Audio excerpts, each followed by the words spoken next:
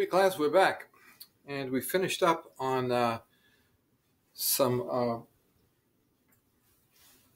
temperatures for mixing valve for shower valves and or tub shower valves. Okay, if you have a shower head, you have to have you're gonna have to use some sort of mixing valve. There's two types listed in the book. Okay, now I did mention briefly that one exception is the Roman spout, that tub valve that comes out of the deck of a drop-in tub and extends into the tub. They're usually big, long spouts, very expensive, big, expensive handles.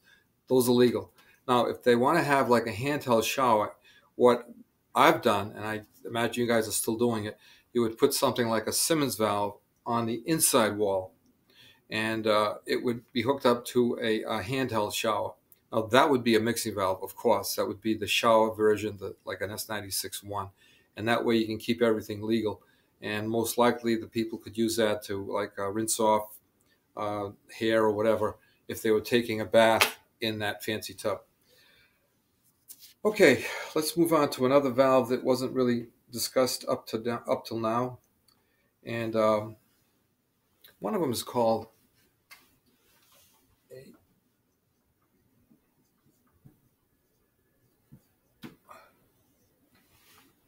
All right, this would be example of the valve that turns the water on and off inside a toilet tank. All right, the old style ones, which there are not probably very many left out there, they're actually easier to draw. They were like this, with this being the bottom of the tank, like that.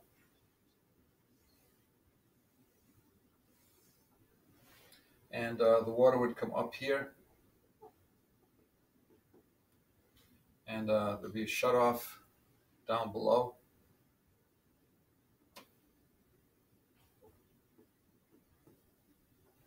And the water would come up the pipe and down a little pipe called a hush tube.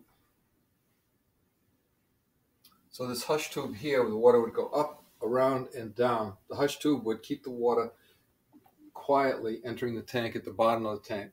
If this breaks off, the water splashes all around. It might even splash out the cover and makes noise. Okay, so the hush tube brings it down. Now to shut this off, there used to be a ball on the end of it. Some of you might have seen it at those toilets that are left out there. And this ball rides up and down like this on the level of the water. So when it goes higher, it would shut off. And when it drops down here, when you flush it, it would open this valve and fill up. Okay, of course, when this became defective, the ball would kind of sink and it would let water spill into the toilet itself. Okay, so this is called the ball cock. Now the new ones,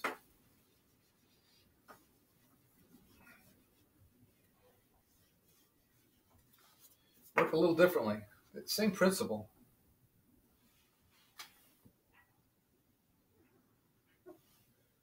But the float now surrounds this here. And the float rides up and down and does the same job as the float that used to be outside over here. And but it's the same. It works the same way. These are very, very durable, and they last a long time. Very little metal. Very, very little metal on these here. They're almost all plastic. I think there's just one very thin piece of metal and a little metal clip. Okay, so this here would be the ball cock. Allows water into the water closet. Okay, and over here, this here isn't really a valve. I guess it is. They call it a flush valve, so it is a valve, but it doesn't. It actually lets the water out. And there's a pipe over here. Goes up like this, and it's called an overflow tube.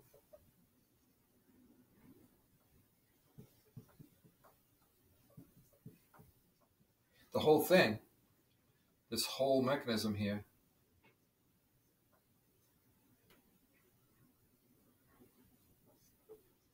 is called a flush valve.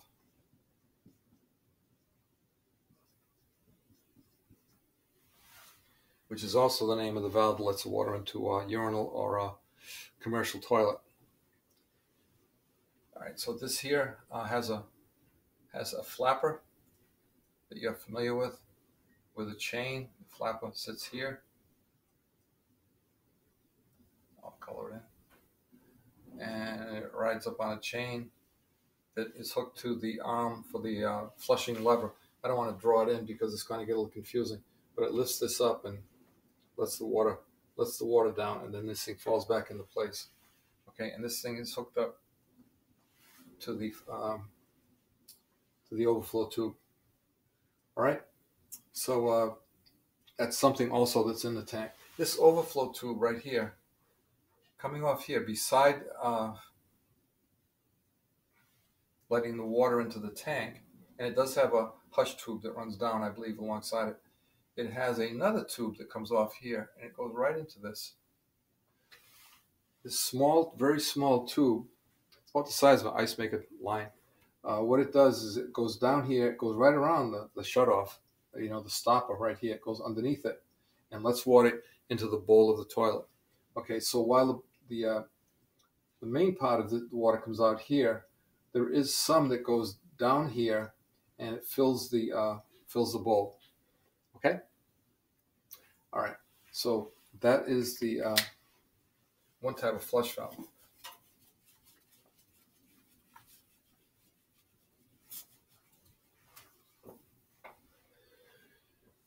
All right, another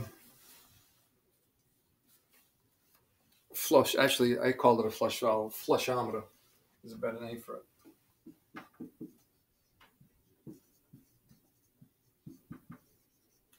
This is what they use on the commercial toilets.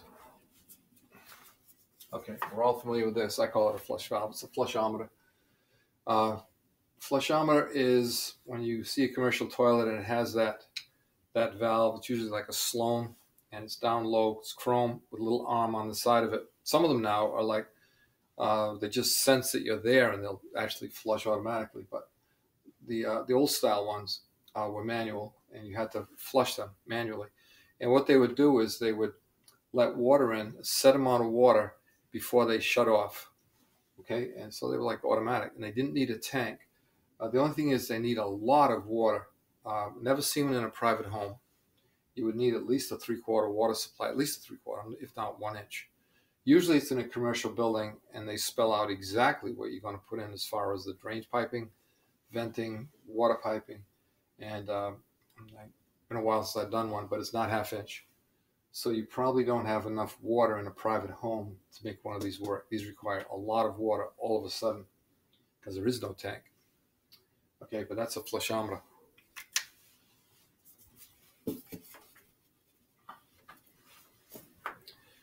Okay, now one thing that I'm going to mention, but we are not responsible for, technically it's not plumbing, is a meter. And I think we talked about it, and I think we even sketched it out. I think it was this tier 1. In any case,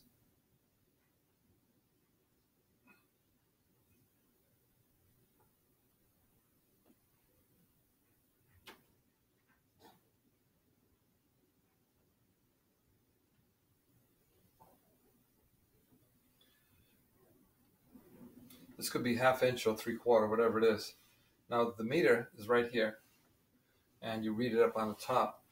Now, the plumbing system starts on the house side of the meter, like over here. This is the house side. This is the outside going to the street. Okay, so on the house side, that's where we pick it up. We'd have a shut off right here. Okay, and then probably come up and maybe have a faucet. If somebody wants to take some water off, they could, but you'd probably put another shut off up here too, but you don't have to. But you'd have to like a 1 by 1/2 inch female T right here, so you could, something like this. You'd have your shut off here, whatever size the pipe was. We'll say 1 inch, 1 inch ball valve. And come up like this, maybe 3 feet high. You don't have to, but it's very nice to put it in because then they can put a a faucet here.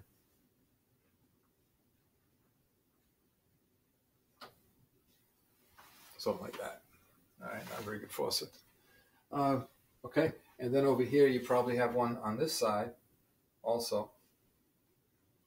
Again, you check with the town, see what they want. And sometimes what they'll do is give you a spacer. The spacer would go, let's see, this would be a fitting right here. So the spacer is exactly as long as the meter with the two ends on it. And they'll give you a piece of pipe that would match this. And you hook it up like it was the meter. And they'll come in and take this out and put the meter in. As long as you hooked up the shutoffs, pressure reducer, if it's like a very high pressure town like Portsmouth, they used to insist on a pressure reducer right in this stretch right here. So this is technically not plumbing, but we're working right next to it all the time. Sometimes you might have to shut it off here, but normally I honestly have never taken a meter out. Stay clear of it, right? You're not authorized to mess around with this in any way. If you got a problem, the bottom blows off, which I saw once. The water was shut off too fast before the pressure reducer was installed. I didn't do it, but it did blow off. And it was designed, I think it's like a freeze plate on the bottom. So before it freezes and blows apart, the plate will blow off the bottom. And you'd call the water department or whoever handled it for that particular city or town. Okay, but it would look something like this here. Like I said, they'll give you the spacer depending on the town, and then they take it out if you do it to their satisfaction.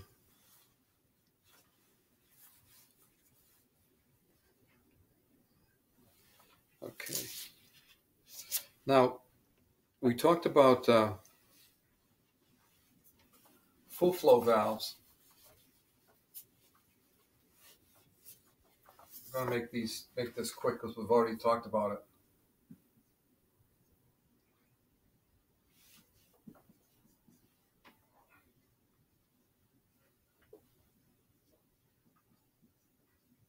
This means that there's no restriction. You look inside the valve, you can look in one and out the other, and it's not like reduced down inside.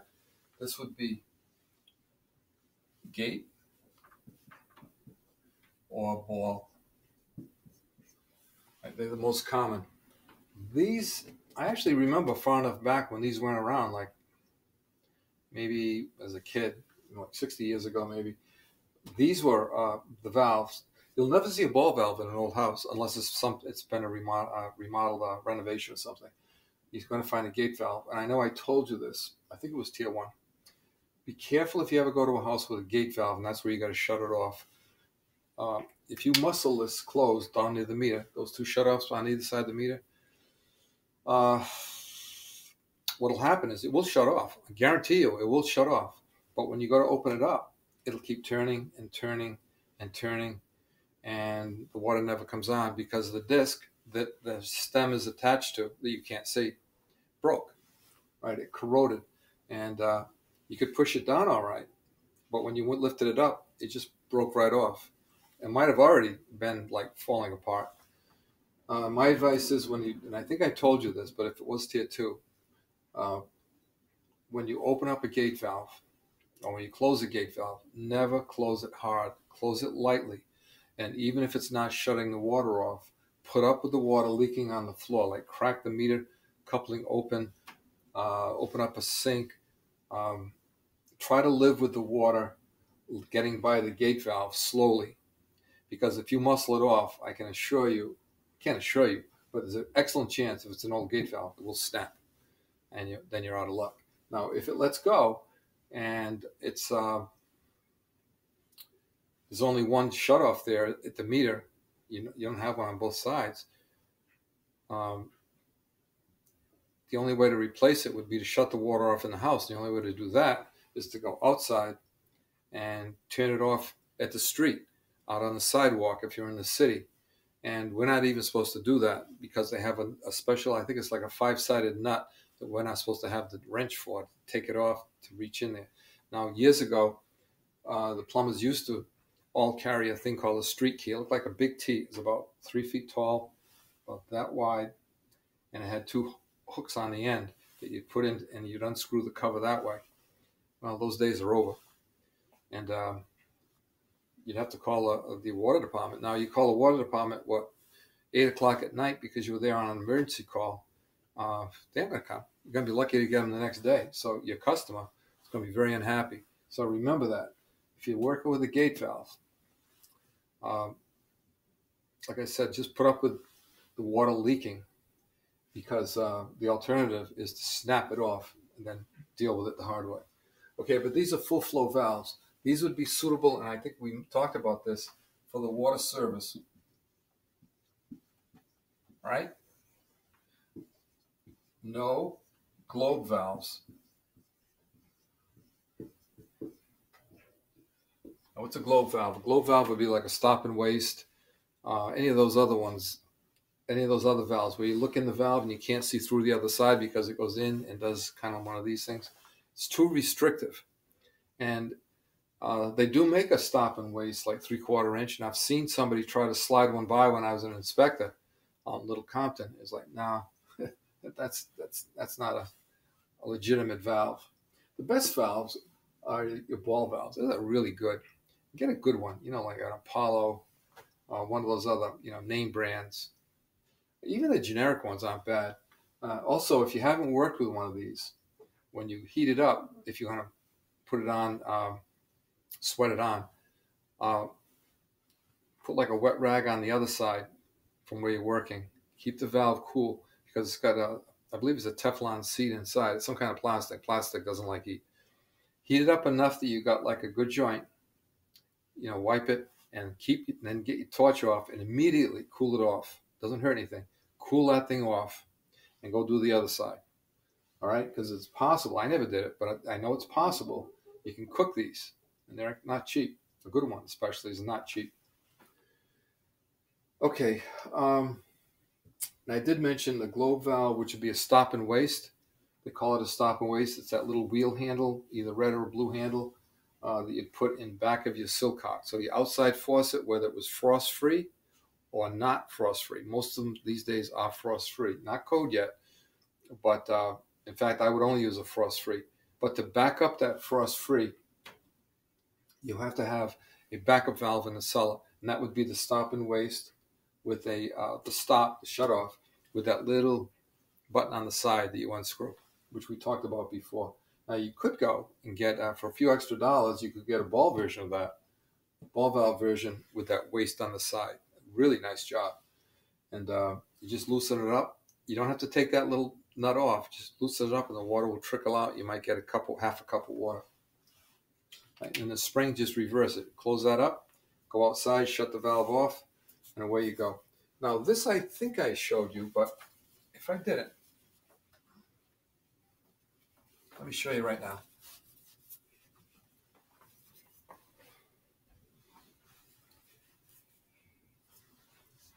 Okay, the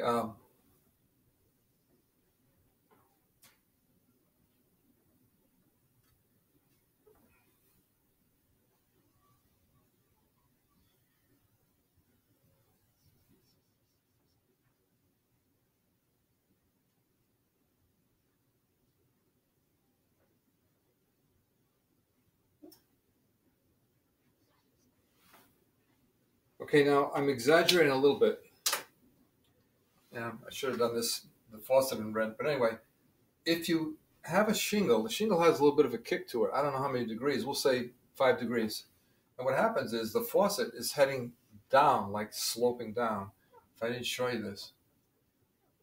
So that if you don't put the shim, they give you a shim that will kick this up to counteract the angle of the shingle. It looks like a plastic wedge. Use it. Because if you don't, what happens is the shaft runs right through here, and the washer and the seat are back here, right? So when you turn it here, it shuts off here. So this would be if this is 12 inches, this would be a 12-inch frost-free Silcock. They make 8, 6, 10, and 12, I believe. All right, so this is the wall of the house right here, the outside wall. And this is actually into the cellar, right? Just above the sill. The sill would be right where my hand is. This would actually be past the sill, so you'd be in the cellar. Okay? Now, this happened to me. I think I might have told you this. I didn't have a shim on here. This was back in the early 70s. I think I was an apprentice for sure. And I didn't do this. And what happened was the water stayed in here because I didn't have a stop and waste over here. I just used this as the shutoff, which worked. And over the winter, this here water, I'm going to make the water red. It froze and it blew out the pipe. So the pipe, when I turned the water on in the spring, now in the winter it didn't matter because it was just frozen water and just not much in there. But as soon as I opened it up in the spring, the water came out here. You know, now it's rushed out of here and it's like spraying all around the cellar. Unfortunately, it wasn't finished. So when you looked at this pipe, for those of you who haven't seen frozen pipes yet, the pipe, when it freezes, looks like this. It blows open like that. That's pretty close. Now, what you can do is either cut it out and replace it. Now, one problem, for those of you who've done some of these, you might have already experienced it. If it freezes like this, and you think you're just going to cut out a little piece, 3 or 4 inches, nope. What happens is the pipe actually expands all around here a little bit, not much. You can't see it by eye. And when you cut it out and you try to slip a coupling over it, like a slip coupling or a regular coupling, the pipe is actually increased just a little bit, tiny little bit, enough so that it won't take a coupling. So you might have to go further back. So you might end up taking out a piece a foot long. Or, no, it was my own house, so I didn't have to answer to anybody. What you can do is get your pliers out and pinch this together. Now, pay attention, because sometimes you're going to be in a situation where you really do not want to cut this pipe out. And it's not going to be a nightmare if it starts leaking again someday. Okay, you pinch it back together, right? Get your file out, file down any burrs, sandcloth, sand that thing down, and then get out your solder, right? Hopefully you can get at it, and you just melt the solder on here and leave like just enough so it's just about into the crack, and leave it mounted a little bit over the top, okay? And then the proof is when you open the water up, a good test would be to put a cap on here or put a hose where you can shut the hose off. You know what I mean? Open this up so it's under full pressure. So if it's under full pressure and you don't have a leak, you're in. Right? That's the end of it. There was a trick I learned as an apprentice, and I tried it at my own house. Now, that was around 1973 or 4, and I lived there until 2004, so almost about 30 years. Never had any more problems with it. But I also, I don't know if I put a shutoff in here, or I put I straighten this out and push the pipe up. I don't recall what I did, but I had to correct it. So if you find this, if this happens to you, be sure that you fix it like that, but find out what caused it, because chances are it's going to happen again. Okay, I think that's it for this segment. I will see you guys, I'll see you back in class.